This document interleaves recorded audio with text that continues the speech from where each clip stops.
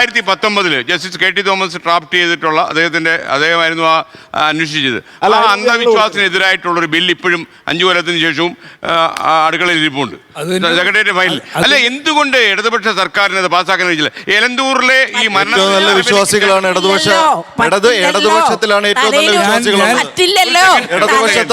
നല്ല വിശ്വാസികളുള്ളത്. ഏറ്റവും നല്ല വിശ്വാസികളും പൂജ്യവും കൂടോത്രവുമായിട്ട് നടക്കുന്നുണ്ട് ഇടതുപക്ഷക്കാരാണ്. പറ്റില്ലല്ലോ തലയിട്ട് പാടൂർ പോകുന്ന ഒറ്റ കാര്യം, ശ്രീകണ്ഠൻ നായർ ചോദ്യം ചോദിച്ചത് എന്നോടാണ്. ഞാൻ മറുപടി പറയട്ടെ, അത് കഴിഞ്ഞ് ബാക്കിയുള്ളവർ പറയാം. ഇടതുപക്ഷ സർക്കാർ അത് എന്തുകൊണ്ട് ചെയ്തോ ഇല്ല എന്നുള്ളത് പറയാൻ ഞാൻ ഉത്തരവാദിയല്ല. നിങ്ങൾ സപ്പോർട്ട് ചെയ്തോ? 2014 ഇത്തരമൊരു സ്വകാര്യ ബില്ല് തയ്യാറാക്കി കൊടുത്ത സംഘടനയാണ് ശാസ്ത്രായുധ പരിഷത്ത്. അതിപ്പോഴും അവിടെ പെൻഡിങ് ആണ്.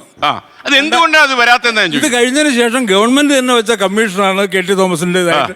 അവര് ബില്ല് തയ്യാറാക്കി 2023 ഗവൺമെന്റിന് കൊടുത്തത്, ചീഫ് മിനിസ്റ്റർ കൂടി. അതവിടെ അട്ടത്ത് വെച്ചിരിക്കുകയാണ്. അട്ടത്ത് വയ്ക്കും.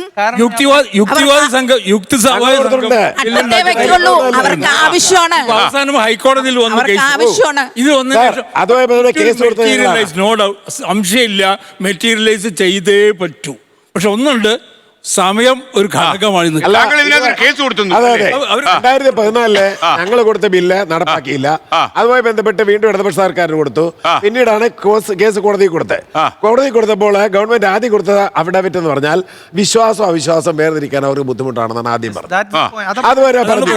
അത് നമ്മൾ കൃത്യമായി പറഞ്ഞു കൊടുത്തു കഴിഞ്ഞപ്പോൾ അതുകൊണ്ടാണ് ഞാൻ പറഞ്ഞത്, മലയാളത്തിൽ പറഞ്ഞില്ലേ, അശാസ്ത്രീയമായത് ലോജിക്കൽ റീസണിങ് ഇല്ലാത്ത, എവിഡൻസ് ഇല്ലാത്ത, പ്രൂഫ് ഇല്ലാത്ത വിശ്വാസങ്ങളെല്ലാം അന്ധവിശ്വാസമാണ്.